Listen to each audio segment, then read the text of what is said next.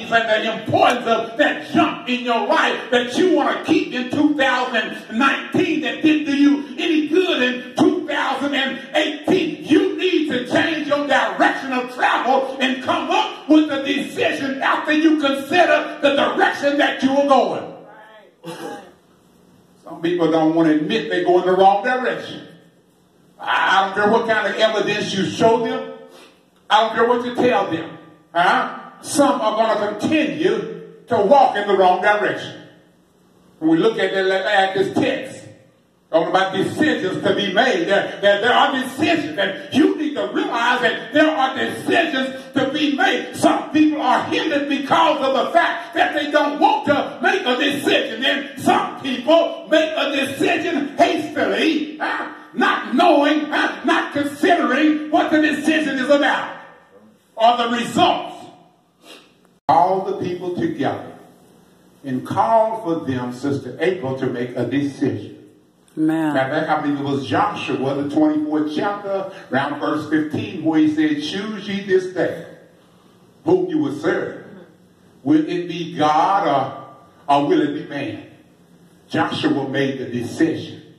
I think he made a decision not only for himself, but for his entire household. He said, but for me and my house. Can you say that today? Can you say for me and my house? Whoever's in my house, whoever is under my roof, can you say as for me and my house, we, not I, but we will serve the Lord? A decision.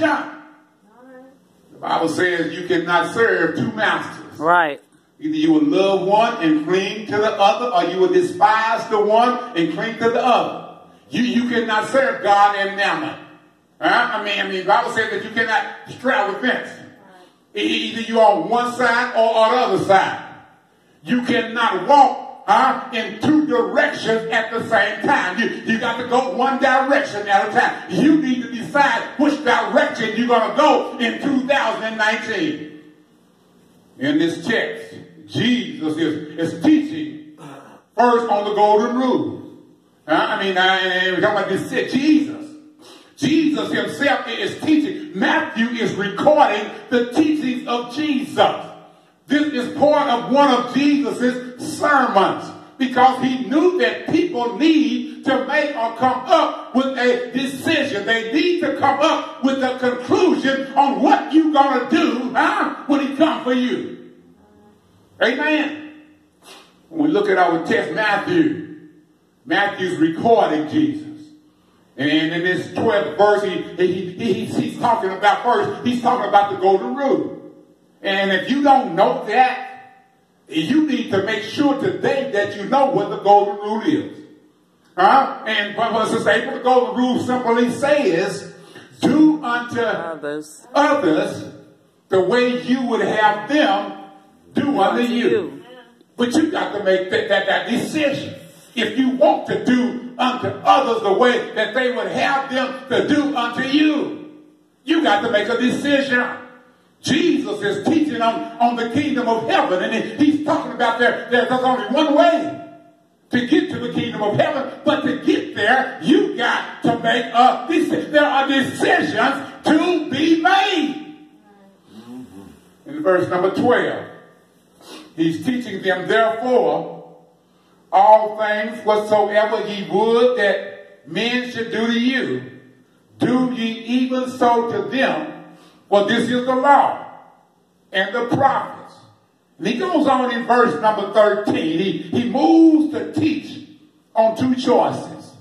Whenever there's a choice, there is a decision. When there is more than one choice, there is a decision to be made. And he is saying there are more than one choice here in this text. Because basically, Isaac, he uses 2 or 3 different illustrations to show that there are one choice to be made, even though he's giving 3 different illustrations. There's a broad road, and he says there's a narrow road. He also says that there is a wide gate, and there's also a narrow gate. And then he talks about there is one traveler, traveling on one of these roads. and you're trying to enter one of the gates.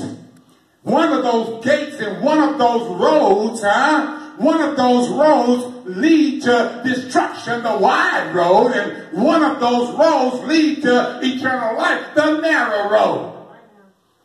Your choice.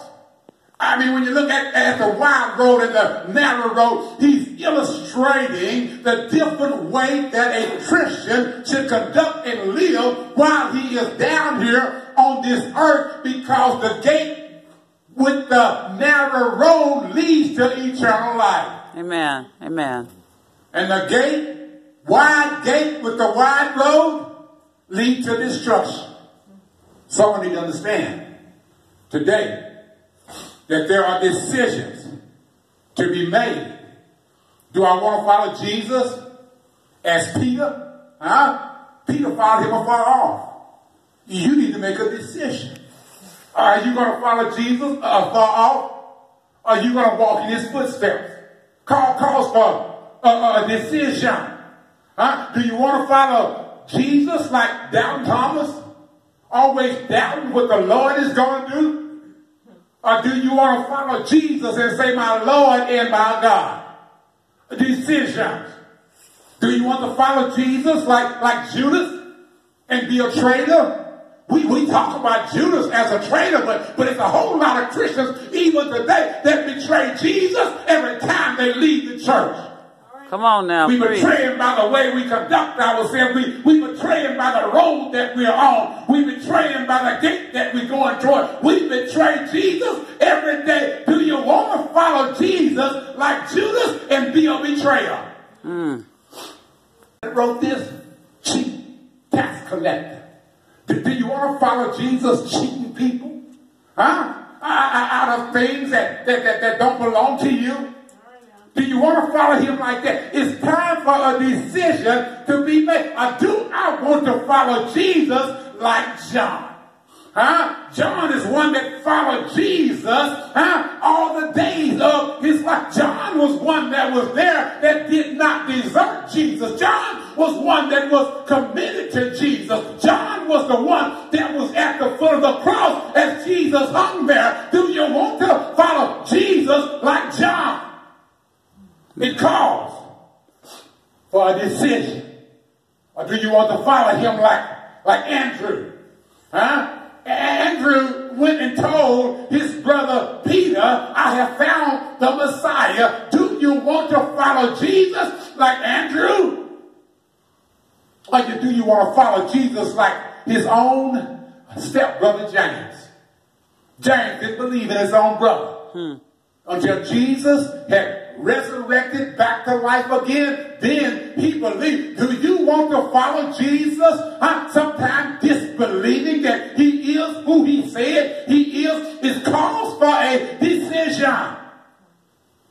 2019 is causing for a decision to be made. Can't you just hear him? Metaphorically calling your name. You need to make a decision. A decision has to be made in 2019. There were some things in 2018 that I wasn't so proud of. All right now. I don't want to carry those things into 2019. In 2019, I want to present my body as a living sacrifice, holy, acceptable unto God, which is my reasonable service. And I don't want to be conformed to this world, but I want to be transformed by the renewing of my mind, that I may prove what is that good and perfect and acceptable will of God. I need to make a decision. The text calls for us to make a decision. Man. What Christ taught. And then we got to know what Christ did. And then we got to consider being obedient to Christ. Anytime you make a decision, it has to be Christ-centered. Christ has to be involved. He's trying to save somebody today. You don't know when death is going to come knocking on your door. The roll was called in 2018 for many a saint. You don't know where your name is on that list. So you need to make a decision while the blood runs warm in your vein today. Mom's only promised to man 70. And if by reason 80. Life don't last forever. But life is not the end. There is life after death. Amen. We spend eternity even entering in at the narrow gate, or you spend eternity entering in at the wide gate. You spend eternity walking down the wide road, or you spend eternity walking down the narrow road. It is narrow. One gate is wide. The narrow gate, you have to search for it. The wide gate is standing wide open. Even the two roads that you are traveling on. For you are the traveler. One road is a wide road. The text says there are many people traveling on that road. And there are one road that's narrow where you see someone traveling every now and then. We have to realize even today that the text is calling on each one of us to make a decision and go a new direction. When you look at the wide road, there are some things about the wide road. When you look at the wide road is a road that leads to eternal damnation. When you look at the wide road, you have to realize that a person don't have to look or search on the wide road. You have to realize that a person can live in a kind of way on the wide road. The wide road represents the prodigal son who traveled into a far country. When you're on the wide road, you can live the way that you want to live. You can act the way that you want to act. You can talk the way that you want to talk.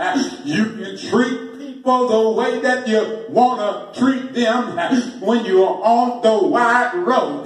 The wide road represents secularism. And when you're looking at secularism, that's kind of where the world is today. They don't need that much of the Lord. Secularism, you're more